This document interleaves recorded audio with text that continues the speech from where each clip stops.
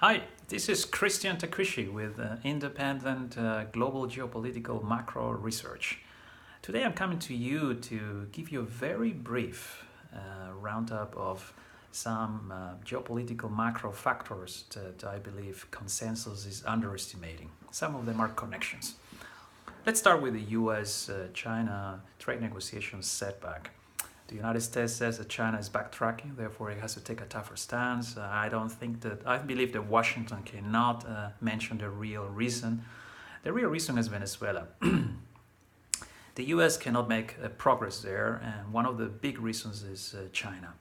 China is using all its clout and influence in Latin America to keep the United States from reining in the situation in Venezuela.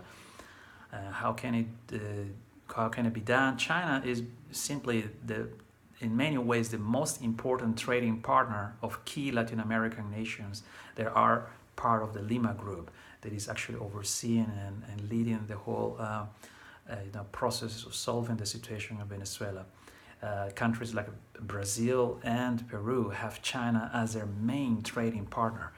So that explains to some extent the frustration that the United States is actually having in recent weeks versus China, which you can of course say in this regard. So I believe that is a real reason. And let's also not forget Latin America may be facing another crisis later this year, and that could be in Argentina. Can the region face two crises at the same time? I have my question marks about that. But in any case, it would open some opportunities because Latin America is home to some of very interesting emerging markets with very strategic tailwinds. Let's go to the next one. Central banks. I think investors are not fully aware how much has changed in the central banking landscape in the recent years.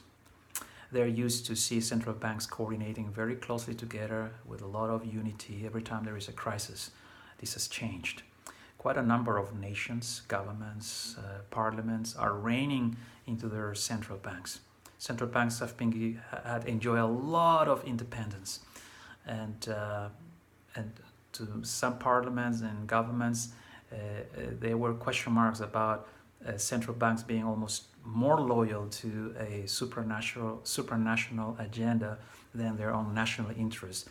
This didn't matter so much in the past because there was not many geopolitical tensions between nations and governments, but it is the case today.